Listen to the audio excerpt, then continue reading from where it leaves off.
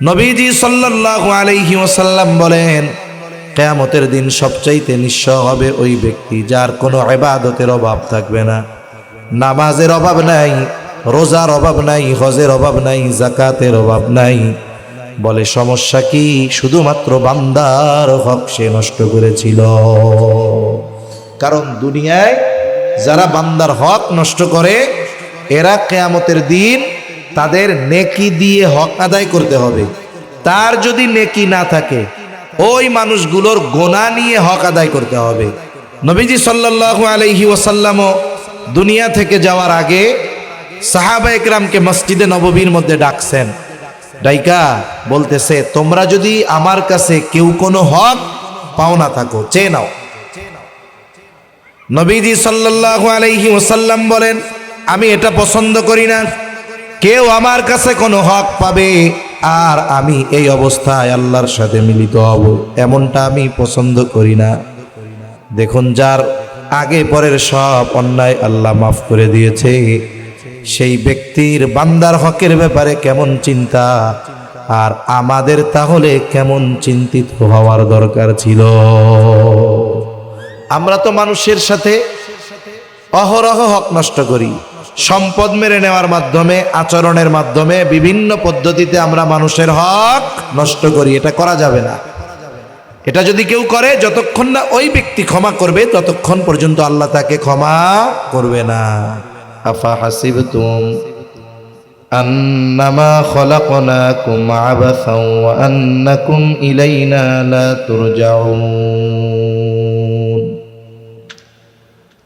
আল্লাহ রাব্বুল আলামিন বলেন, তোমরা কি এটা মনে করো তোমাদেরকে আমি বিনা কারণে সৃষ্টি করেছি? আফা হাসিবতুম আন্নামা খলাকনাকুম আবাসা, তোমরা কি এটা মনে করো আমি তোমাদেরকে কোনো কারণবিহীন বিনা কারণে সৃষ্টি করেছি? কেন সৃষ্টি করেছেন মালিক? অনেক প্রশ্নের সংক্ষিপ্ত জবাব, ওয়া আন্নাকুম ইলাইনা লা তুরজাউন। আল্লাহ তাআলা বলেন, তোমরা আবার আমার নিকটে প্রবর্তিত হবে, আমার নিকটে আবার তোমাদের ফিরে আসতে হবে, প্রত্যাবর্তন করতে হবে। তার মানে এই দুনিয়া আমাদের শেষ না, বরং এই দুনিয়া থেকে আমাদেরকে আল্লাহর কাছে আবার ফিরে যাওয়া লাগবে। এই দুনিয়াতে আল্লাহ তাআলা আমাদের কেন পাঠাইছেন? বলে আল্লাহ তাআলার গোলামি করার জন্য। দুনিয়ার সময়টাকে কাজে লাগায়া আখিরাতের পাথেও সংগ্রহ করার জন্য আল্লাহ তাআলা পাঠিয়েছেন। তাহলে অনেকে বলবে, শুধুমাত্রই যদি ইবাদত করি তাহলে খাবো কি, পরিবার পরিজন খাওয়াবো কি, পরবো কি? বলে আমি আপনি যদি নিয়মতান্ত্রিকতার সাথে আমার কর্মগুলো করি, ওগুলাও তো আমার ইবাদত বলে গণ্য হয়ে যাবে। এই যে বাস টার্মিনালের মধ্যে মাহফিল, অনেক বাস, অনেক শ্রমিক ভাইয়েরা আছে, ড্রাইভার আছে, হেল্পার আছে, সুপারভাইজার আছে, কত কষ্ট তারা করে। দেখুন, আল্লাহ তাআলা ইবাদত করার জন্য পাঠিয়েছেন, তবে ইবাদত কবুলেরও কিছু শর্ত আছে। বলে ইবাদত কবুলের শর্তগুলোর মধ্যে অন্যতম শর্ত হলো হালাল উপার্জন করা। এজন্য নবীজি সাল্লাল্লাহু আলাইহি ওয়াসাল্লাম হালাল উপার্জনের গুরুত্ব দিয়েছেন। নবীজি সাল্লাল্লাহু আলাইহি ওয়াসাল্লাম বলেন, কাসবুল হালালি ফরিদাতুম বাদাল ফরিদা। ফরজ ইবাদতের পরে অন্যতম ফরজ ইবাদত হলো হালাল উপার্জন করা। তার মানে একজন ব্যক্তি যদি 5 ওয়াক্ত ইবাদত নামাজ যথাযথভাবে পড়ে, সাথে সাথে আবশ্যকীয় ইবাদতগুলা সে যদি করে, আবার তার নিয়ত আমাকে হালাল খেতে হবে, হালাল খেতে হলে হালাল উপার্জন দরকার, এই নিয়তে সে যদি কোনো হালাল কর্ম করে, বলে তার ওই হালাল কর্মটাও তার আমলনামায় ইবাদত বলে গণ্য হয়ে যায়। তাহলে যারা এই যে পরিশ্রম করতেছে, যে কোনো কর্ম যদি হারাম না হয় ওই কর্মটা যদি আল্লাহর সন্তুষ্টির জন্য করে, তাহলে ওই কর্মটার দ্বারা অর্থ উপার্জন হবে হালালভাবে, সাথে সাথে ওই কাজটা তার আমল নামায় ইবাদত বলে যোগ হবে। সুবহানাল্লাহ বলেন। এজন্য আল্লাহ তাআলা দুনিয়াতে আমাদেরকে তার গোলামির জন্য পাঠিয়েছেন। তাহলে হালাল উপার্জন করা হালাল কর্মের মাধ্যমে, এটাও কার ইবাদত করার মতো? জোরে বলেন। কারণ পবিত্র খাবার, হালাল খাবার গ্রহণের নির্দেশ, আদেশ দিয়েছেন কে? আল্লাহ দিয়েছেন। এজন্য অনেক মানুষ বোঝে না, মনে হয় একবারে সব কিছু বাদ দিয়া পাঞ্জাবি টুপি লম্বা দাড়ি রাইখাই মসজিদ থেকে আর বাইরে হওয়া যাবে না, এটাই মনে হয় আবেদ। বিষয়টা তো এমন না। আপনি 5 ওয়াক্ত নামাজ ঠিকমতো করতেছেন, নবীর সুন্নাহ অনুযায়ী চলতেছেন, 5 ওয়াক্ত নামাজ পড়তে কয় ঘন্টা লাগে? সর্বসাকুল্য 1.5 ঘন্টার বেশি লাগবে না, অনেকের আরো কম লাগবে, এটা সবচেয়ে বেশি সময় বললাম। এরপরে আপনি আপনার কাজ চালায়া যাচ্ছেন, কাজটা করতেছেন হালাল, সাথে সাথে ওর মধ্যে কোনো হারাম কর্ম নাই, উপার্জনটাও হালাল, বলে ওই কাজটাও আপনার আমল নামায় ইবাদত বলে যোগ হচ্ছে। সুবহানাল্লাহ বলেন না?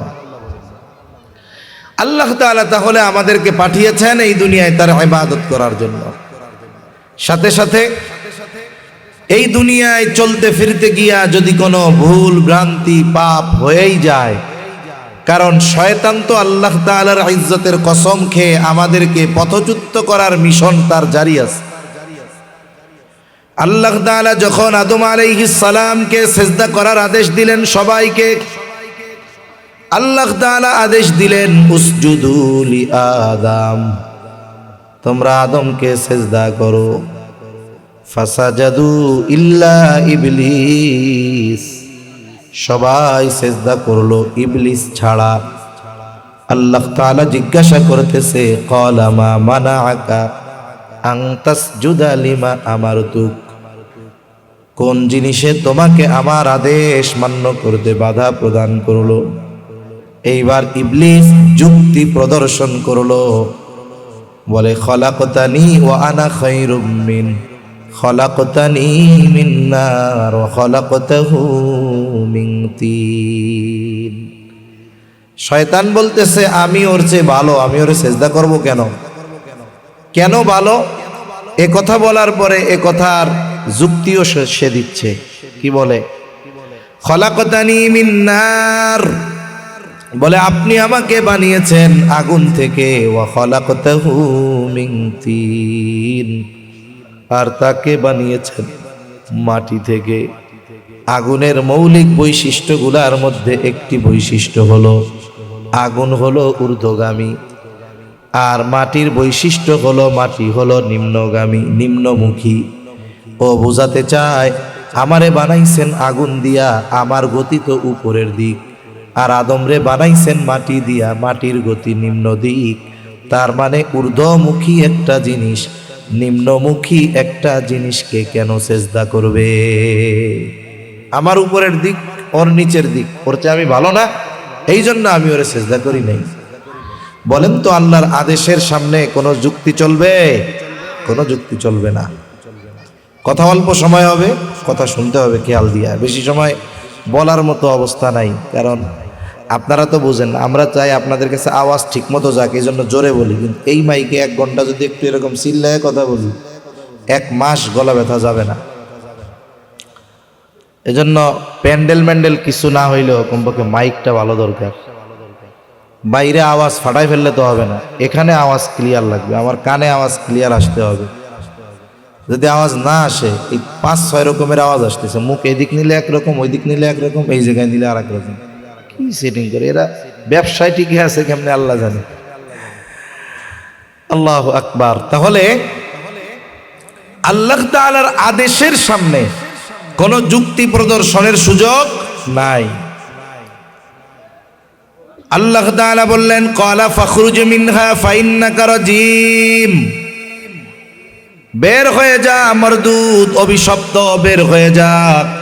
ওয়া ইন্না আলাইকা লানাতি ইলা ইয়াউমিদ্দিন, তোর উপরে কিয়ামতের দিবস পর্যন্ত তোর উপরে লানাত।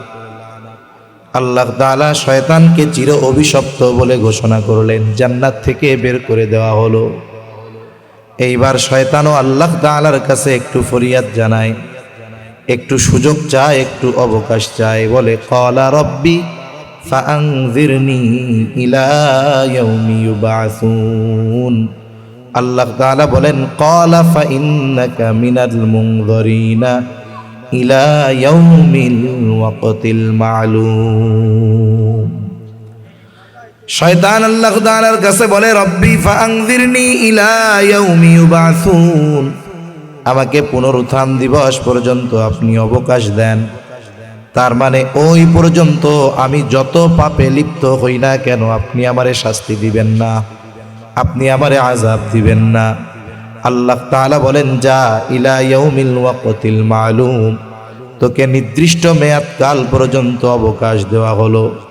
যখন এই সুযোগ শয়তান পেয়ে গেছে যে কিয়ামত পর্যন্ত তাকে ধরা হবে না, পাকড়াও করা হবে না, এইবার সে আল্লাহর ইজ্জতের কসম খেয়ে বলে ক্বালা ফাবিইজ্জাতিকা লাউগওয়িয়ান্নাহুম আজমাইন, বলে আপনার ইজ্জতের কসম, এই সবগুলারে আমি পথভ্রষ্ট করে ফেলবো, পথচ্যুত করে ফেলবো, জাহান্নামী বানায় ফেলবো। তাহলে শয়তানের মিশন কি? শয়তানের মিশন হইল এই দুনিয়ায় যে আমাদেরকে আল্লাহর পথ থেকে সরায়া শয়তানের পথে পরিচালিত করে আমাদের আবাসস্থল জাহান্নাম বানায়া দেওয়া। এ টার্গেট কার? শয়তানের। কার? জোরে বলেন। শয়তানের। আর আল্লাহ রাব্বুল আলামিন আমাদের জন্য ক্ষমার দরজা খুলে রাখছেন।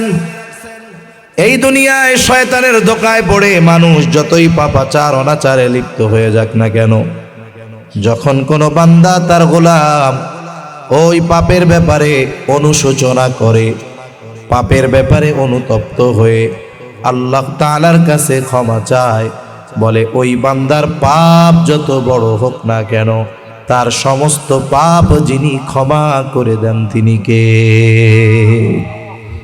এজন্য বান্দার পাপ যত হোক বান্দা হতাশ হবে না আল্লাহ তাআলার ব্যাপারে, ক্ষমার ব্যাপারে সে নিরাশ হবে না। কারণ কোনো ব্যক্তি যদি এই কথা মনে করে যে আমার পাপ মনে হয় আল্লাহ মাফ করবে না, তাহলে সে আল্লাহকে ক্ষমার ব্যাপারে অক্ষম মনে করলো। আল্লাহ তাআলা তো এমনও পাপীকে মাফ করে দিয়েছে যে 100 খুন করছে। কত খুন? 100 হত্যা করছে। হাদিসের মধ্যে আসছে নবীজি সাল্লাল্লাহু আলাইহি ওয়াসাল্লাম বলেন, বনি ইসরাইলের এক লোক 99টা হত্যা করছে। 99টা হত্যা করবার পর ওই আল্লাহর বান্দার মধ্যে অনুতপ্ততা জাগ্রত হয়েছে, তাওবা করার আগ্রহ পয়দা হয়েছে। ও এক লোকের কাছে গিয়া বলতেছে যে আমার এমন লোকের সন্ধান দাও যার কাছে গিয়া আমি আমার কথাগুলো জানাবো। এখন তাকে একজন খ্রিস্টান সন্ন্যাসীর কথা জানানো হইল। লোকটা ওই সন্ন্যাসীর কাছে গেছে, ফকিরের কাছে গেছে, গিয়া বলে, হুজুর আমি তো 99টা হত্যা করছি, আল্লাহ তাআলা কি আমাকে মাফ করবে নাকি? এখন ওই লোক তো আলেম না, উনি বলছে, খবরদার, কি কও তুমি, তোমারে আল্লাহ মাফ করবে না। যখন এই কথা বলছে আল্লাহ তোমারে মাফ করবে না, ও চিন্তা করছে 100 পুরাইতে বাকি রাখার দরকার। ওই লোকরেও মাইরা 100 পূরণ করে ফেলছে। আবার কিছুদিন পর তার অন্তরের মধ্যে তাওবার আগ্রহ পয়দা হয়েছে। সে মানুষের কাছে বলে, আমার এমন এক ব্যক্তির সন্ধান দাও যে ইলম, যার মধ্যে জ্ঞান আছে, ইলম আছে। তাকে একজন আলেমের সন্ধান দেওয়া হলো। বলে ওই ব্যক্তি ওই আলেমের কাছে গিয়া বলে, আমি 100টা হত্যা করেছি, আল্লাহ তাআলা কি আমারে মাফ করবে নাকি? ওই আল্লাহর বান্দা বলে, হ্যাঁ মাফ করবে, তবে একটা কাজ করো, অমুক এলাকায় অনেক আল্লাহর প্রিয় বান্দারা আছে, আবেদরা আছে, তুমি তাদের গ্রামে চইলা যাও আর আল্লাহর কাছে তুমি মাফ চাও। এইবার লোকটা ক্ষমার আশায় তার এলাকা থেকে রওনা দিয়া দিল। প্রতিমধ্যে হঠাৎ তার মৃত্যুর সময় হয়ে গেল। এইবার তার রূহ কবজ করার জন্য দুই দল ফেরেশতা হাজির। কারণ মুসনাদে আহমদের হাদিসের মধ্যে আসছে, মুসনাদে আহমদের মধ্যে, যে যখন নেককার বান্দার রূহ কবজের সময় হয় তখন সাদা পোশাকে সুসজ্জিত সুঘ্রাণময় নরম কাপড় নিয়ে একদল হাজির হয়ে যায় ওই ব্যক্তির রূহ নেওয়ার জন্য। আবার যখন কোনো পাপীর মৃত্যুর সময় হয়, বলে একদল বিভৎস চেহারার ফেরেশতা খসখসে গন্ধযুক্ত কাপড় নিয়ে তার রূহ কবজের জন্য হাজির হয়। এখন ওই ব্যক্তির রূহ কবজের জন্য দুই দল ফেরেশতারাই আসছে। দুই দলের মধ্যে এখন দ্বন্দ্ব। একদল কয় এটা আমরা কবজ করব, আর এক দল বলে আমরা করব। এখন এই ব্যক্তির রূহ কারা কবজ করবে দ্বন্দ্ব লেগে গেছে। এখন আল্লাহর পক্ষ থেকে সিদ্ধান্ত হলো, লোকটা তো তার বাড়ির থেকে রওনা দিয়েছে ওই আবেদদের গ্রামে যাওয়ার জন্য, তাওবার নিয়তে রওনা দিয়েছে। এক কাজ করা হোক, মাপা হোক। বলে যদি আবেদদের গ্রাম কাছাকাছি হয় তাহলে রহমতের ফেরেশতারা তার জান কবজ করবে, আর যদি তার গ্রাম তার কাছাকাছি হয় তাইলে আযাবের ফেরেশতারা তার জান কবজ করবে। এইবার জমিন মাপা শুরু হয়ে গেল। হাদিসের মধ্যে এরপরে কয়েকটা বর্ণনা আসছে। এক নাম্বার বলে লোকটা যখন জমিনের উপরে পড়ে গেছে মৃত্যুর সময়, সে পড়ে গিয়ে স্থির হয়ে গেছে এমনটা নয়, পা বন্ধ হয়ে গেছে ঠিক, কিন্তু বুক দিয়া ঘষে ঘষে সে ওই আবেদদের গ্রামের দিকে অগ্রসর হয়েছে। জমিন মাপার পরে দেখা গেল লোকটা বুক দিয়ে ঘষে ঘষে এক বিগত বেশি আবেদদের গ্রামের দিকে থাকার কারণে তার রূহ রহমতের ফেরেশতারা কবজ করে নিয়েছে। তার মানে সে এখন ওই পর্যন্ত পৌঁছায় নাই, কিন্তু বাড়ি থেকে তো তার তাওবার নিয়ত তো আগেই, অতীতের পাপের জন্য অনুশোচনা তো আগেই। এজন্য আল্লাহ তাআলা তাকে ক্ষমা করে দিয়েছে। সুবহানাল্লাহ। আর এক বর্ণনায় আসছে আসলে আবেদদের গ্রাম ছিল দূরে আর তার রওনা দেওয়ার জায়গাটা ছিল কাছে, কিন্তু আল্লাহ তাআলা দয়া করে ওই যে তার থেকে তার বাড়ির দূরত্বকে আল্লাহ তাআলা আরো বাড়ায়া দিছে, আবেদদের এলাকার দূরত্ব আল্লাহ সংকুচিত করে দিছে। এরপরে ফেরেশতারা যারা রহমতের ফেরেশতা তারা তার জান কবজ করছে। সুবহানাল্লাহ। এজন্য দেখুন, বান্দার চেষ্টা যদি থাকে, আগ্রহ যদি থাকে, আল্লাহ তাআলা ক্ষমা করার জন্য প্রস্তুত। কারণ এই পৃথিবীতে আল্লাহর চাইতে আমাকে আপনাকে কেউ বেশি ভালোবাসে না। এজন্যই তো আল্লাহ রাব্বুল আলামিন বান্দা যদি পাপ করে হতাশ হতে মানা করেছেন। আল্লাহ তাআলা বলেন, ইয়া ইবাদিয়াল্লাযীনা আসরাফু আলা আনফুসিহিম লা তাকনাতু মির রাহমাতিল্লাহ ইন্নাল্লাহা ইয়াগফিরুয যুনুবা জামিআ ইন্নাহু হুয়াল গফুরুর রহিম। আল্লাহ তাআলা বলেন, হে আমার বান্দা, ইয়া ইবাদি। দেখুন, ডাকতেছে পাপী বান্দাকে উদ্দেশ্য করে আল্লাহ বলতেছে, কিন্তু আল্লাহ তারে পাপী বলে না, বরং আল্লাহ ডাকতেছে হে আমার বান্দা। বলে এই ইয়া ইবাদি, হে আমার বান্দা, এই কথাটার মধ্যে কত মায়া, কত মোহাব্বত, কত ভালোবাসা, এটা শাব্দিক অর্থ বলার দ্বারা বোঝানো সম্ভব নয়। আল্লাহ তাআলা কত মায়া দয়া করে বলে, হে আমার বান্দা, আল্লাযীনা আসরাফু আলা আনফুসিহিম, যারা নিজেদের নফসের উপরে বাড়াবাড়ি করেছো। তার মানে তুমি মনে করছো আল্লাহ তাআলা তোমারে মাফ করবে না, ক্ষমা করবে না। ও আমার বান্দা, তুমি আমার রহমতের ব্যাপারে নিরাশ হও না। লা তাকনাতু মির রাহমাতিল্লাহ, তুমি আমার রহমতের ব্যাপারে তথা আল্লাহর রহমতের ব্যাপারে নিরাশ হও না। কারণ হাদিসে কুদসির ভিতরে আসছে, নবীজি সাল্লাল্লাহু আলাইহি ওয়াসাল্লাম বলেন, আল্লাহ তাআলা যখন আরশ বানাইছেন, আরশের গায়ে আল্লাহ তাআলা লিখে দিয়েছেন সাবাকাত রহমাতি আলা গযবি। আল্লাহ তাআলা বলেন, আমার দয়া, আমার রহমত, আমার ক্রোধ, আমার রাগকে অতিক্রম করেছে। তাহলে আল্লাহ তাআলার রাগ বেশি না দয়া বেশি? দয়া বেশি। এজন্য আল্লাহ তাআলা বলেন, লা তাকনাতু মির রাহমাতিল্লাহ, তোমরা আল্লাহর রহমতের ব্যাপারে নিরাশ হয় না। পাপ যদি আসমান পরিমাণ হয়, বলেন তো ওই পাপ ক্ষমা করার ক্ষমতা আল্লাহ তাআলার আছে না নাই? আছে। এজন্য আল্লাহর দয়া কত, মায়া কত, হাদিস থেকে শোনাই আপনাদের।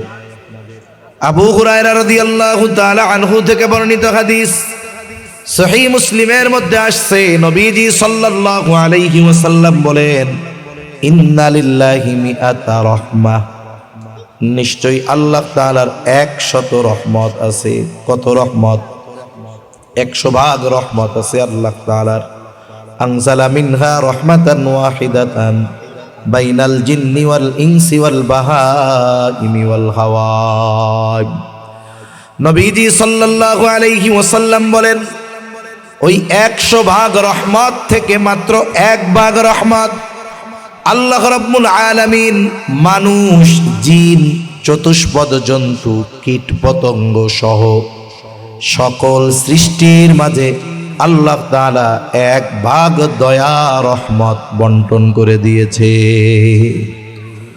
ওই 1 ভাগ দয়া রহমত থেকে সকল সৃষ্টি পেয়েছে, সকল মানুষ পেয়েছে, সব নবী রাসূল ওই 1 ভাগ রহমত থেকে রহমত পেয়েছে।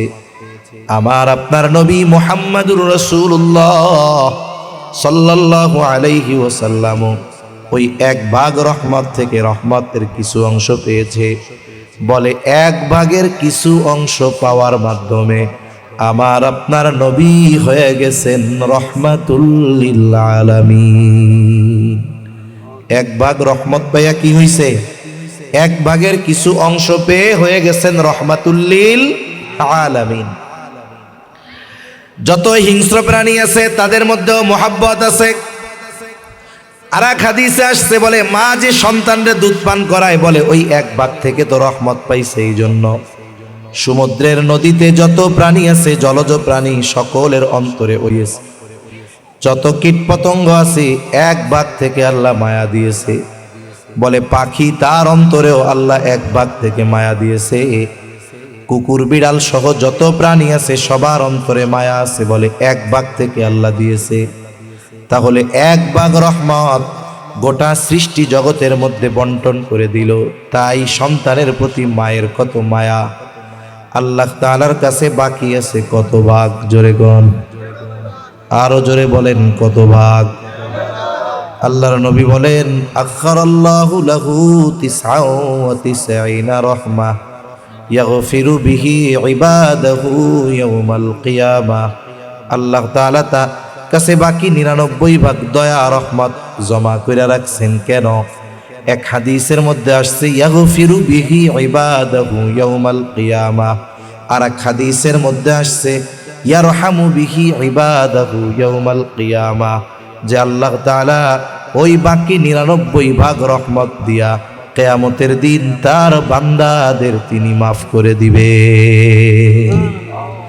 এই আল্লাহর বান্দার প্রতি এত দয়া। বলেন তো, আমরা যদি সব জাহান্নামে চলে যাই, আল্লাহর কোনো ক্ষতি আছে? জান্নাতে গেলে লাভ আছে? তাহলে আমি আপনি সৃষ্টি কিসের থেকে? বলে মূল হলো মাটি। তবে মাতা পিতার মাধ্যমে আল্লাহ তাআলা একেবারে তুচ্ছ পানি থেকে আল্লাহ আমাদের সৃষ্টি করেছেন। বলে যেটা গায়ে লাগলে নাপাক হয়ে যায়, নামাজ হবে না। কাপড়ে লাগলে নাপাক হবে না, যারটা তার গায়ে লাগলে তারই ঘৃণা লাগে, এমন জিনিস থেকে আল্লাহ আমাদের বানাইছেন। অথচ দেখুন, এই মানুষ আমরা যদি গুনার পথ ছেড়ে, পাপ ছেড়ে আল্লাহর দিকে ফিরে আসি, বলে অপরাধ ছাড়ার কারণে মা বাপ যত খুশি হয় তার চাইতে আল্লাহ বেশি খুশি হয়। সুবহানাল্লাহ। হাদিসের মধ্যে আসছে, নবীজি সাল্লাল্লাহু আলাইহি ওয়াসাল্লাম বলেন, উপমা দিচ্ছেন যে বান্দা যদি তাওবা করে আল্লাহর পথে ফিরে আসে, আল্লাহ তাআলা কেমন খুশি হয়। নবীজি বলেন, এক ব্যক্তি উট বোঝাই রসদ নিয়ে, খাবার পানি তার যত কিছু আছে সব নিয়ে সফরে রওনা হলো। সফরের উদ্দেশ্যে চলতেছে, লম্বা পথ, মরুভূমির পথ পাড়ি দিতে হবে তাকে। এই লোকটার ক্লান্ত পথিক একটা সময় মরুভূমির মধ্যে একটা গাছের সাথে রসদ সহ উটকে বেঁধে গাছের ছায়ায় সে বিশ্রাম নিচ্ছে। কিছু সময় পরে ঘুম ভেঙে গেল, ঘুম থেকে উঠে দেখে গাছের সাথে উট বাইধা রাখছিল এখন আর নাই। মরুভূমির পথ, এখন সে চিন্তিত হয়ে গেল। উঠে আশেপাশে দৌড়াদৌড়ি করে চতুর্দিকে খোঁজাখুঁজি করার পরে দেখে উটের কোনো খবর নাই, দেখাই যায় না। এইবার সন্ধ্যাও নেমে আসতেছে, ক্লান্ত পথিক হতাশ হয়ে গেল। নবীজি সাহাবা একরামকে জিজ্ঞাসা করে, বলো তো ওই ব্যক্তি যখন তার উট আর খুঁজে পায় না তার অবস্থা কেমন? সাহাবা একরাম বলে, ইয়া রাসূলুল্লাহ সাল্লাল্লাহু আলাইহি ওয়াসাল্লাম, ওই মুহূর্তে পৃথিবীর মধ্যে তার চাইতে হতভাগা আর কেউ থাকবে না। কেন? বলে হয়তো সে নিশ্চিত যে রাতের বেলায় হয়তো কোনো হিংস্র প্রাণীর খাবার হবে, অথবা মরুভূমির মধ্যে খানা পানির অভাবে তার শরীর সমাধি ঘটবে, তার বেঁচে থাকার কোনো পথ নাই। নিশ্চিত মৃত্যুর জন্য সে এখন অপেক্ষা করতেছে। মৃত্যুটা কেমনে হবে সেটা তো তার অজানা। তাইলে এই মুহূর্তে তার চাইতে হতাশ আর কেউ নাই, সে শুধুমাত্র মৃত্যুর জন্য অপেক্ষমান। সন্ধ্যাও নেমে আসতেছে, হঠাৎ সে দূরে তাকায় দেখে তার উটটা রসদ সহ খাবার পানি সহ তার দিকে ফিরে আসতেছে। নবীজি জিজ্ঞাসা করলেন, বলো তো এইবার ওই ব্যক্তির অবস্থা কেমন হবে? সাহাবায়ে কেরাম বলে, ইয়া রাসূলুল্লাহ, ওই মুহূর্তে ওই ব্যক্তির মতো আনন্দিত পৃথিবীর মধ্যে আর কেউ হবে না। নবীজি বলেন, লোকটা কি পরিমাণ আনন্দিত হয়? বলে খুশিতে সে ভাষা হারায়া ফেলছে। আল্লাহর প্রতি শুকরিয়া আদায় করতে গিয়া লোকটা ভাষা হারায়া ফেলছে। বলে, আল্লাহ রে, আমি হইলাম তোমার রব, তুমি আমার গোলাম। খুশির ঠেলায় একটু চিন্তা কইরা দেখেন, মানুষ কিন্তু আনন্দের খবরে শুধু যে আনন্দিত হয় তা নয়, বলে অনেক সময় আনন্দের খবরে মানুষ আবেগ সামলাইতে পারে না, কান্নাও করে দেয়। খুশিতে কান্না করে দেয় না, অনেক সময় খুশিতে কান্না করে দেয়। আবার অনেক সময় আনন্দের ঠেলায় কথাই কইতে পারে না, কি বলবে খুশিতে। কারণ ও তো নিশ্চিত যে আমার মৃত্যু আর এছাড়া উপায় নাই। এখন উটটা আসছে মানে তার খাবার পানি পথ চলার ব্যবস্থা হলো, এটা তার জীবন ফিরে পাওয়ার মতো। নবীজি সাল্লাল্লাহু আলাইহি ওয়াসাল্লাম বলেন, মরুভূমির মাঝে ওই পথিক তার উটটা ফেরত পেয়ে যত না খুশি হয়, কোন বান্দা যদি গুনার পথ থেকে ফিরে আল্লাহর পথে ফিরে আসে, আল্লাহ তাআলা তার চাইতেও বেশি খুশি হয়ে যায়। দেখুন, আমরা যদি পাপ থেকে ফিরি আল্লাহ খুশি হয়, অথচ আমার মতো আপনার মতো মানুষ দুই একটা না, সব যদি জাহান্নামে যায় আল্লাহর কোনো ক্ষতি নাই। এই যে খুশিটা কেন হয়? বান্দার প্রতি দয়া, রহমত, মায়া, এই কারণে। ঠিক কিনা বলেন? এজন্য বলেন, যেই মালিক আমাকে আপনাকে এত মহব্বত করে ভালোবাসে, যেই মালিক আমি আপনি নেকের পথে চললে, ভালো কাজ করলে খুশি হয়, বলেন তো সেই মালিকের নাফরমানি বাদ দিয়ে, গোনা বাদ দিয়ে আল্লাহর পথের পথিক হওয়ার দরকার আছে না নাই? আফসোস, দুনিয়ার কর্মব্যস্ততা আমাদেরকে ওই পথ থেকে সরায় দিয়েছে। আমরা তো মনে করি যে দেখুন, ইনকাম না করলে মনে হয় খাবারের ব্যবস্থা হবে না, আর নামাজ কালাম পড়লে সব যা পাওয়া যাবে আখেরাতে। এই ধারণা যারা করে তাদের ধারণা ভুল। বরং যারা ঈমান ঠিক রেখে নেক আমল করে, আল্লাহ তাআলা তাদের এই নেক আমলের বদৌলতে দুনিয়া আখেরাত উভয় জাহানে আল্লাহ তাআলা তাদের প্রতিদান দেয়। সুবহানাল্লাহ বলেন। অনেকে ইনকাম করে, নামাজ কালাম ঠিকমতো পড়ে না, নাফরমানি করে, 1 লাখ ইনকাম কইরাও মাস শেষে কিছু থাকে না, অভাব যায় না। অনেকে দিনদার, মুত্তাকি, পরহেজগার, নামাজ কালাম ঠিকমতো পড়ে, উপার্জন অল্প, ওর মধ্যে আল্লাহ বরকত দেয়। ঠিক কিনা কোন? এজন্য দ্বীনের উপরে চললে আল্লাহ খুশি হয়, রিজিকের মধ্যে বরকত দিয়া দেয়। আর গুনাহ যত হোক আল্লাহ তাআলা মাফ করার জন্য প্রস্তুত। আল্লাহ রাব্বুল আলামিন ক্ষমা করার জন্য প্রস্তুত, শুধু আমাদের মাফ চাইতে বাকি যথাযথভাবে। মনে রাখবেন, 3টা সময় পর্যন্ত আল্লাহ তাআলা বান্দার তাওবা কবুল করে, ঈমান কবুল করে। 1 নাম্বার, পশ্চিম দিক দিয়ে সূর্য ওঠার আগ পর্যন্ত আল্লাহ তাআলা বান্দার তাওবা এবং ঈমানকে কবুল করবে। 2 নাম্বার, আযাব গজব আসার আগে যদি তাওবা করে তাহলে আল্লাহ তাআলা তাওবা ঈমান কবুল করে। তবে গজব আসার পরে যদি ঈমান আনার ঘোষণা দেয়, তাওবা করে, আল্লাহ তাআলা তার ঈমান তাওবা কবুল করে না। যেমন ফেরাউন গজব আসার পরে ঈমান আনার ঘোষণা দিছে, যখন লোহিত সাগরের মধ্যে হাবুডুবু খাইতেছে, বুঝতে পারছে যে আমার খোদাইগিরি শেষ, এখন আর কাজ হবে না। এখন সেই ঈমান আনার ঘোষণা দিচ্ছে। আল্লাহ তাআলা বলেন, হাত্তা ইযা আদরাকাহুল গরাকু ক্বালা আমানতু আন্নাহু লা ইলাহা ইল্লাল্লাযী আমানাত বিহি বানু ইসরাঈল ওয়া আনা মিনাল মুসলিমিন। আল্লাহ তাআলা বলেন, যখন হাবুডুবু খাইতেছে ফেরাউন, এবার সে ঘোষণা দেয়, আমানতু, আমি ঈমান আনলাম, আন্নাহু লা ইলাহা ইল্লাল্লাহ, যে আল্লাহ ছাড়া কোনো ইলাহা নাই, আল্লাযী আমানাত বিহি বানু ইসরাঈল, যে বনি ইসরাইল যার উপরে ঈমান এনেছে, ওয়া আনা মিনাল মুসলিমিন, আর আমি মুসলমানদেরই একজন। সুস্পষ্ট ঈমান আনার ঘোষণা দেওয়ার পরেও আল্লাহ তাআলা তার ঈমান কেন কবুল করে নাই? বলে গজব আসার পরে ঈমান আনার ঘোষণা দিয়েছে এই জন্য। 3 নাম্বার, বান্দার মৃত্যু যন্ত্রণা শুরু হওয়ার আগ পর্যন্ত তার তাওবা আল্লাহ কবুল করে।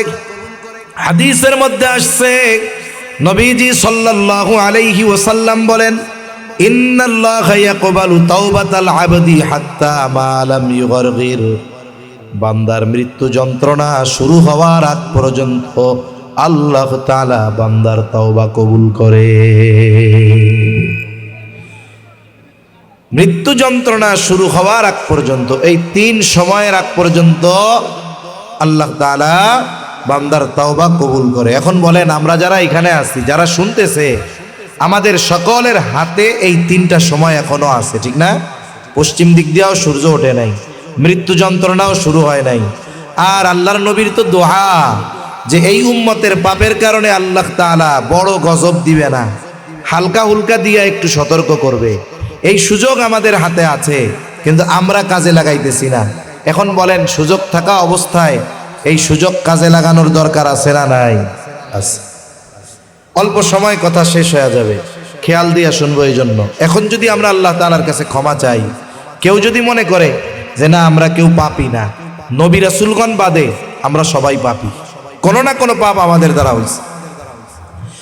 এজন্য নবীজি সাল্লাল্লাহু আলাইহি ওয়াসাল্লাম বলেন, কুল্লু বানি আদম খাত্তাউন ওয়া খায়রুল খাত্তাইন আত-তাওয়াবুন। নবীজি সাল্লাল্লাহু আলাইহি ওয়াসাল্লাম বলেন, প্রত্যেকটি বনি আদম পাপী, তবে উত্তম পাপী হলো সে যে পাপ করার পরে পাপের উপরে অটল থাকে না, বরং পাপ করার পরে সে আল্লাহর কাছে ক্ষমা চায়, তাওবা করে, সে হলো উত্তম পাপী। শয়তান তো আমাদের দিয়ে পাপ করাবে। শয়তানকে আল্লাহ তাআলা অনেক বড় ক্ষমতা দিয়েছে। শয়তান মানুষের রক্তের সাথে প্রবাহিত হতে পারে। নবীজি বলেন, ইন্নাশ শাইতানা ইয়াজরি মাজরাদ দাম, শয়তান মানুষের রক্তের সাথে প্রবাহিত হইতে পারে। এখন সে মানুষের ওয়াসওয়াসা দিয়ে গুনাহ করাবে, কিন্তু বিষয়টা আল্লাহ দেখেন যে বান্দা ওই গুনার উপরে অটল থাকে কিনা, নাকি সে আমার কাছে ফিরে আসে, অনুতপ্ত হয়ে ক্ষমা চায়। বান্দা যখন গুনার পরে তার এই চিন্তা হয়, আরে তার তো আমার ঠিক হয় নাই, তখন যদি আল্লাহর কাছে একাগ্রতার চিত্তে ক্ষমা চায়, আল্লাহ মাফ করে দেয়। সুবহানাল্লাহ। এজন্য আমাদের আল্লাহ তাআলার কাছে ফিরে যাওয়া দরকার। কত বড় বড় পাপীকে আল্লাহ তাআলা মাফ করে দিয়েছে। বনি ইসরাইলের এক জালেম ছিল, তার নাম হলো কিফিল। আব্দুল্লাহ ইবনে ওমর রাদিয়াল্লাহু তাআলা আনহু বলেন, এই জালেম কিফিলের ঘটনা নবীজি একবার দুইবার নয়, বারবার আমাদেরকে শোনাইছেন। নবীজি বলেন, এই জালেম কিফিল এত বড় জালেম ছিল, এমন কোনো পাপ নাই সে করে নাই। সমস্ত পাপে সে অভ্যস্ত ছিল এই কিফিল। নবীজি বলেন এই কিফিল সুদে টাকা ধার দিত মানুষকে, সুদে টাকা ধার দিত। সুদখোর আছে নাকি? সুদখোর আছে না? পানি আছে? সুদখোর আছে সমাজে?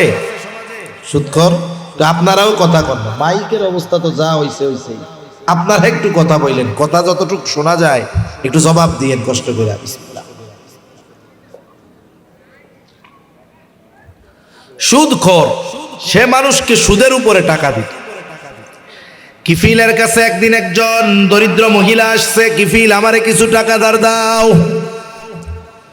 যারা সুদের উপরে টাকা ধার দেওয়ায় অভ্যস্ত, যারা সুদে টাকা লাগানোতে অভ্যস্ত, এরা মানুষকে কখনো বিপদে পড়লে খরচ দিবে না। কেন? আল্লাহ তাআলা তাদের হৃদয়টারে কঠোর বানায় দেয়। সুদখোরের ভাষার মিষ্টতা আল্লাহ কেড়ে নেয়। যেহেতু কিফিল সকল পাপে অভ্যস্ত ব্যক্তি, এই মহিলাকে বলতেছে আমি সুদ ছাড়া টাকা দিব না, কাউরে দেই না। মহিলা বলে, কিফিল যদি সুদের লাভ দেওয়ার মতো সামর্থ্য আমার থাকতো তাইলে কি আমি তোমার কাছে টাকা ধার চাইতাম নাকি? এইবার কিফিল সব পাপে অভ্যস্ত ব্যক্তি, মহিলা বিধবা, সন্তান স্বামী নেই। এইবার চেহারার দিকে তাকায় দেখে চেহারাও সুন্দর। এবার প্রস্তাব দিয়া বসছে, তুমি যদি টাকা নিতে চাও, লাভ যদি না দিতে পারো, তার পরিবর্তে আমার সাথে জিনায় লিপ্ত হবা। এ শর্তে যদি রাজি থাকো তাইলে তোমারে কিছু টাকা আমি ধার দিতে পারি সুদের উপরে। হাদিসের মধ্যে আসছে, কাদাল ফাকিরু আন ইয়াকুনা কুফরা, দরিদ্রতা মানুষকে কুফরি পর্যন্ত পৌঁছায় দেয়। অভাবের তাড়নায় ওই মহিলা কিফিলের শর্ত মেনে নিল। নির্ধারিত দিনে জালেম কিফিল উপস্থিত মহিলার সাথে জেনা করার জন্য। জালেম কিফিল তৈয়ার, মহিলা চেহারা অন্যদিকে ঘুরায় রাখছে আর কান্না করতেছে আর থরথর করে কাঁপে। একজন গেছে মজা করার জন্য, আর একজন কান্না করে কাঁপে। কিফিল বলে, মহিলা কান্না করো কেন? আমি কি তোমারে জোর জবরদস্তি করছি নাকি? তুমি তো স্বেচ্ছায় শর্তে রাজি হয়েছ, এখন কেন কান্না করো, এখন কেন কাঁপো? মহিলা বলে, কিফিল আমি কোনোদিন এই পাপের সাথে জড়াই নাই। ও কিফিল, আল্লাহর ভয়ে কান্না করতেছি। তোমার সাথে জেনা করবার পর আমার যদি মৃত্যু হয়ে যায়, তাহলে আল্লাহর সামনে আমাকে একজন জেনাকারিনী হিসাবে উপস্থিত হওয়া লাগবে। তাহলে কাপে কান্না করে কার ভয়? জোরে কার ভয়? আল্লাহর ভয়। এতটুকু কথা কিফিলের কান দিয়া ঢুকছে, হৃদয় পর্যন্ত পৌঁছায় গেছে। কিফিল ওইখান থেকে উঠে গেছে, কাপড় পরিধান করে নিয়েছে। হয়তো সে চিন্তা করতেছে, আহারে মহিলা তো অভাবে পড়ে পাপ করতে বাধ্য হচ্ছে, এখনো করে নাই, স্বেচ্ছায় সে পাপে জড়াইতে চায় নাই। কিন্তু আমার পাপের তো কোনো অভাব নাই, আমি তো স্বেচ্ছায় স্বেচ্ছায় পাপ করতেছি। আর এই মহিলা অভাবের তাড়নায় সে পাপ করতে বাধ্য হচ্ছে, তবে এখনো করে নাই। হয়তো সে চিন্তা করছে, মহিলার যদি এত চিন্তা হয় তাহলে আমার কেমন চিন্তা হওয়া দরকার। হয়তো এই কথাটাই তার জীবন পরিবর্তনের কারণ হয়ে দাঁড়ালো। এবার জালেম কিফিল বলে, যাও মহিলা, যেহেতু তুমি কোনোদিন পাপে জড়াও নাই, আল্লাহর ভয়ে কান্না করতেছ, যাও তোমারে যা কর্জ দিছিলাম মাফ করে দিলাম। হাদিসের মধ্যে আসছে 60 দিরহাম কর্জ দিয়েছে, 60 দিরহাম। বলে তোমার এটা মাফ করে দিলাম। যাওয়ার সময় বলতেছে, আল্লাহর কসম আমি আর কোনোদিন আল্লাহর নাফরমানি করব না। শুনে রাখো, আর কোনোদিন আমি নাফরমানি করব না। আল্লাহর বান্দা বাড়িতে গেছে, ঘটনাক্রমে ওই রাত তার জীবনের শেষ রাত, মারা গেছে রাতের বেলা। কিফিল যে রাতে তাওবা করছে, তাওবার খবর কেউ না জানলেও জানে কে? জোরে বলেন। মানুষ তো জানে না, তার মৃত্যুতে মানুষ খুশি হয়ে গেছে, আনন্দ প্রকাশ করতেছে, বলে জালেম মরছে, খুব ভালো হইছে। কিন্তু জালেম কিফিল যে জালেম নাই এ খবর তো তারা জানে না, কারণ জালেমের মৃত্যুতে মানুষ খুশি হয়। এইবার আল্লাহ তাআলা কুদরতি ভাবে কিফিলের দরজার উপরে লিখে দিয়েছেন, ইন্নাল্লাহা কদ গফারা লিল কিফলি। হায়রে তোমরা কিফিলরে জালেম বলিও না, কিফিল তওবা করেছে, কিফিলকে আল্লাহ তাআলা ক্ষমা করে দিয়েছে। এত বড় এক পাপী যে নবীজি বলতেছে এমন কোন পাপ নাই সে করে নাই, তাকেও আল্লাহ তাআলা মাফ করে দিছেন। যে আল্লাহ ওই জালেমরে মাফ করছে সেই আল্লাহ আছে না নাই? এ তো জিজ্ঞাসা করারও দরকার নাই, আছে তো। রহমত দয়া আগে যেমন ছিল এখনো তো আছে, তাই না? এজন্য আমাদের শুধু উচিত যথানিয়মে আল্লাহর কাছে ক্ষমা চাওয়া। আমরা তাওবা করে আল্লাহর পথে ফিরে আসতে রাজি আছি তো? আরে মিয়া, দিনের উপরে চলতে 24 ঘন্টা মসজিদে থাকা লাগে? লাগে না। এই জায়গায় ড্রাইভার আছে, গাড়ি চালাবে, হালাল উপার্জনের নিয়তে মাইরা খাবে না। নিয়ত করবে যে উপার্জন আমি হালাল করব, যা করি উপার্জন অল্প হলেও বরকত দিবে কে? এজন্য আমরা যদি আমাদের গুনাহগুলো মাফ করাইতে চাই, খালেস তাওবা যদি করতে চাই, খালেস তাওবা করার 3টি শর্ত। কয়টি শর্ত? ইমাম নববী রাহমাতুল্লাহি আলাইহি বলেন 3টা শর্ত। যদি বান্দার হক সম্পৃক্ত থাকে তাহলে 4টি শর্ত। 3টি শর্ত। 1 নাম্বার, যেই গুনাহ সে অতীতে করেছে সেই গুনাহ ছাড়তে হবে, তার মানে ওই গুনাহ থেকে প্রত্যাবর্তন করতে হবে, ফিরে আসতে হবে। 2 নাম্বার, ভবিষ্যতে ওই গুনাহ না করার ব্যাপারে দৃঢ় প্রতিজ্ঞাবদ্ধ হতে হবে। 3 নাম্বার, অতীতের গুনাহর ব্যাপারে অনুশোচনা করতে হবে। অনুশোচনা করতে হবে তার মানে অতীতের গুনাহর ব্যাপারে আল্লাহর কাছে ইস্তেগফার করতে হবে। এই 3 শর্ত যদি কারো ঠিক থাকে, বান্দার হক যদি নষ্ট না করে, বলে ওই ব্যক্তির পাপ যদি আসমান পরিমাণ হয়, 3 শর্তের আলোকে তাওবা করলে তাকে মাফ করবে কে? আর যদি বান্দার হক সম্পৃক্ত থাকে, মানে অন্য মানুষেরটা মাইরা খাইছে, তাহলে অবশ্যই যার হক মেরে খেয়েছে সেটা ফেরত দিতে হবে, নাইলে বান্দার হক আল্লাহ তাআলা মাফ করেন না যতক্ষণ না বান্দা মাফ না করবে।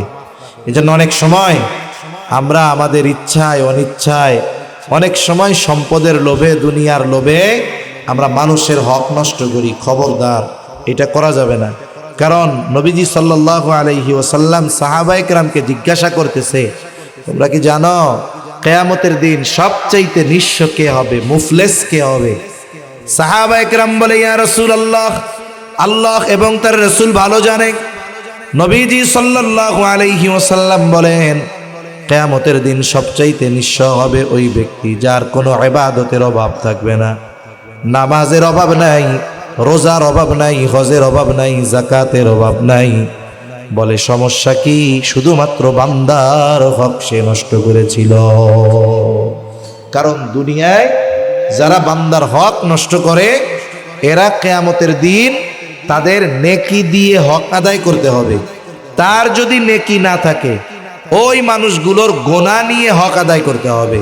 দেখা যাবে এমন নেককার মানুষ পাহাড় পরিমাণ নেক নিয়ে আল্লাহর সামনে হাজির হইছে, এই মানুষটা নেকি দিতে দিতে, এরপরে মানুষের গুনাহ নিতে নিতে এক সময় পাহাড় পরিমাণ নেকের মালিক, পাহাড় পরিমাণ গুনার মালিক হয়ে যাবে। এজন্য সাবধান। নবীজি সাল্লাল্লাহু আলাইহি ওয়াসাল্লাম দুনিয়া থেকে যাওয়ার আগে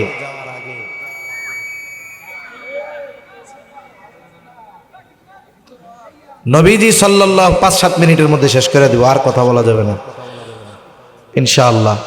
নবীজি সাল্লাল্লাহু আলাইহি ওয়াসাল্লাম দুনিয়া থেকে যাওয়ার আগে সাহাবায়ে কেরামকে মসজিদে নববীর মধ্যে ডাকছেন।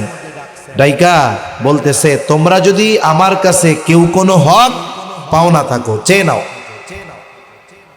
নবীজি সাল্লাল্লাহু আলাইহি ওয়াসাল্লাম বলেন, আমি এটা পছন্দ করি না, কেউ আমার কাছে কোনো হক পাবে আর আমি এই অবস্থায় আল্লাহর সাথে মিলিত হব, এমনটা আমি পছন্দ করি না।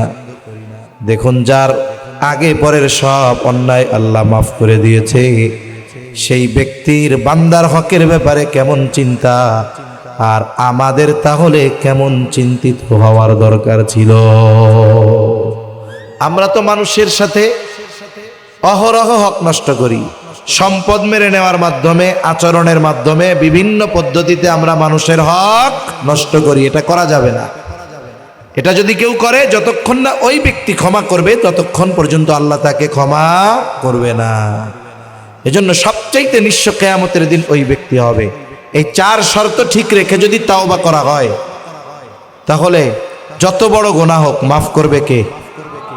শুনেন, আমরা শুনি না তাওবা ইস্তেগফার। তাওবা মানে গুনাহ থেকে ফিরে আসা।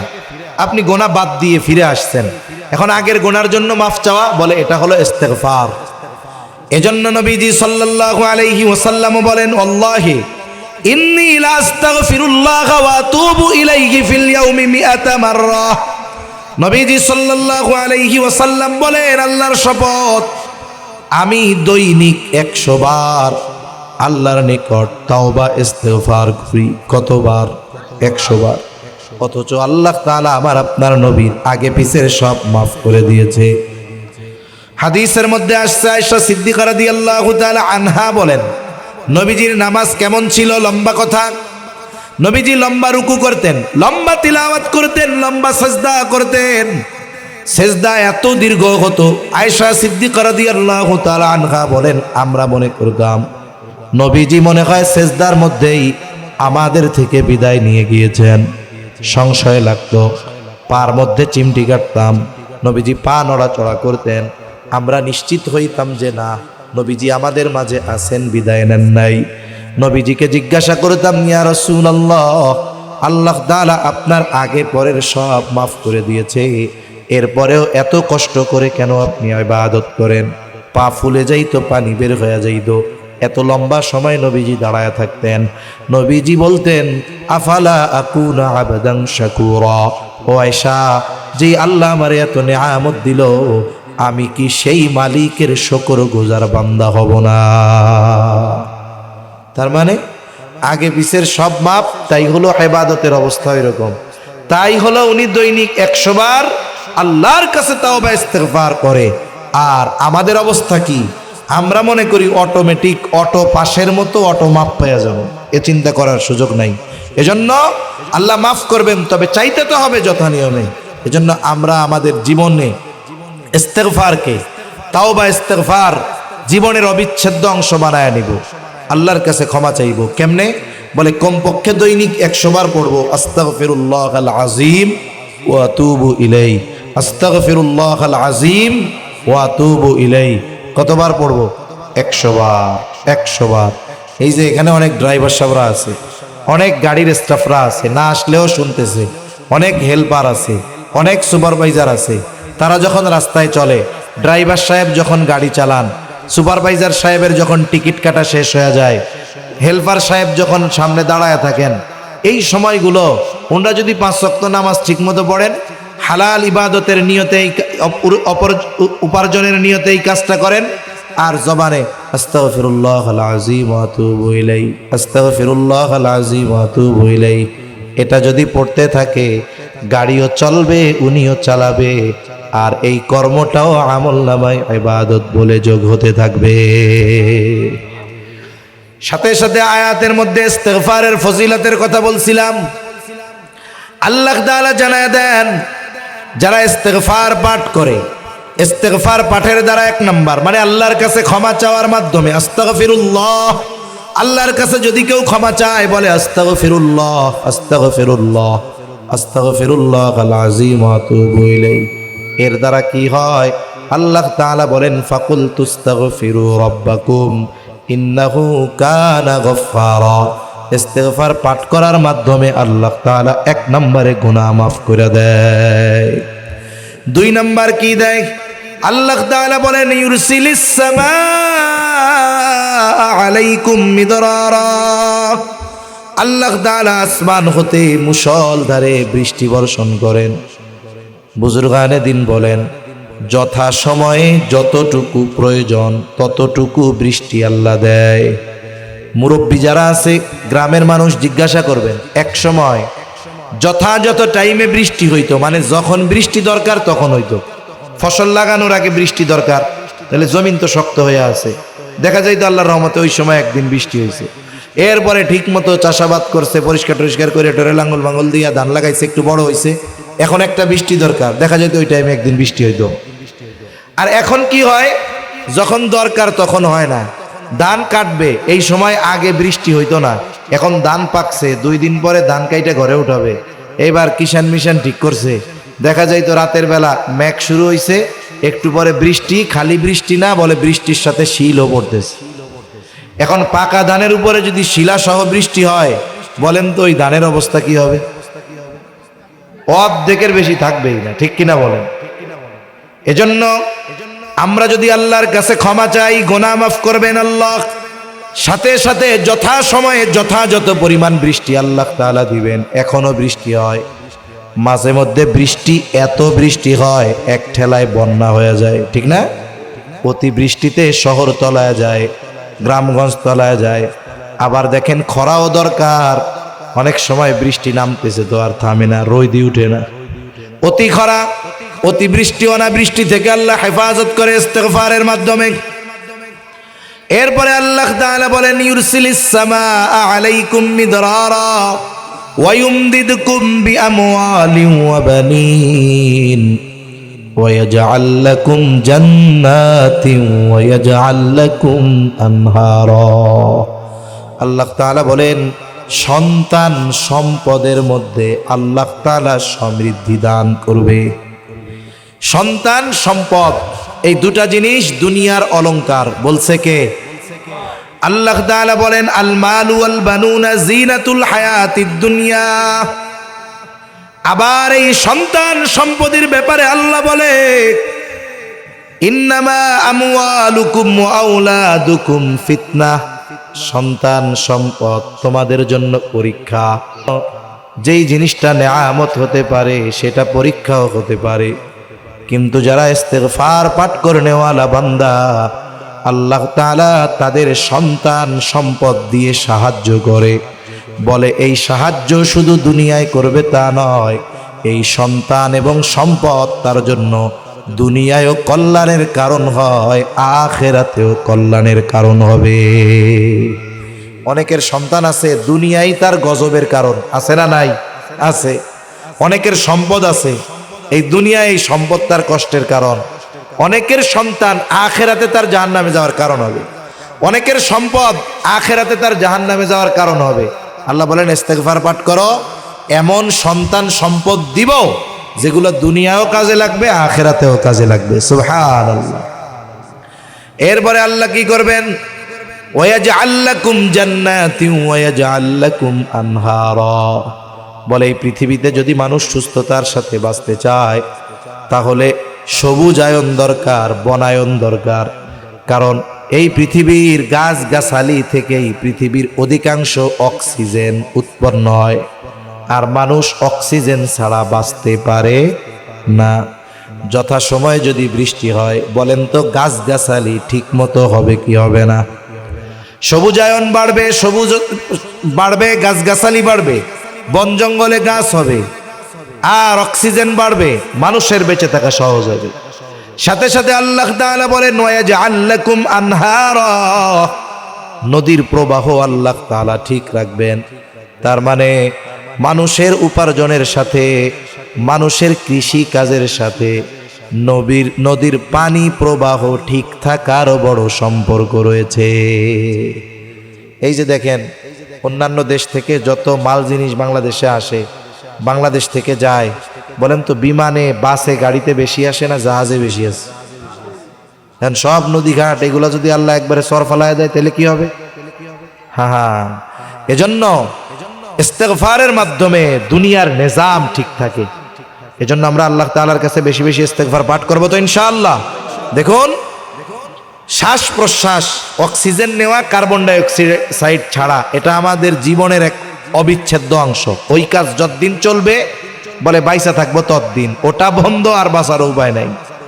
তাহলে 2-4 বেলা না খাইয়াও বাইচা থাকা যায়, কিন্তু অক্সিজেন নেওয়া ছাড়া বাঁচা সম্ভব নয়।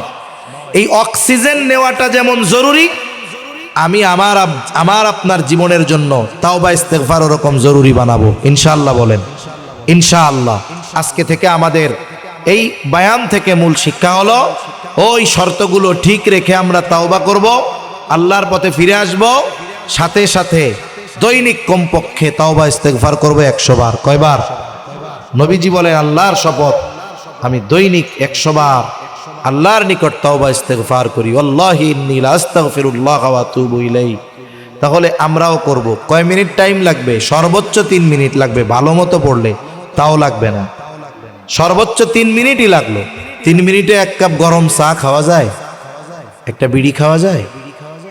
হ্যাঁ, আরো টাইম বেশি লাগে। হ্যাঁ, তাহলে দেখুন, এই 3টা মিনিট সময় আমি দৈনিক ব্যয় করব আল্লাহর জন্য। করা যাবে না ইনশাআল্লাহ? কারা কারা প্রস্তুত আছেন? আদোজা করেন। নারায়ে তাকবীর, নারায়ে তাকবীর। মাশাআল্লাহ, হাত নামাই। আমরা পড়ব আস্তাগফিরুল্লাহাল আযীম ওয়া আতুবু ইলাইহি, আস্তাগফিরুল্লাহাল আযীম ওয়া আতুবু ইলাইহি। ধীর স্থিরতার সাথে আমার অতীতের গুনার ব্যাপারে অনুতপ্ত হয়ে এটা আল্লাহ তাআলার কাছে বারবার বলবো। তাহলে আশা করা যায় আল্লাহ তাআলা আমাকে ইস্তেগফার করনে ওয়ালাদের দলে অন্তর্ভুক্ত করে নেবেন। এই আমলটা আজকে আপনাদের জন্য থাকলো, আর কোনো কথা নাই।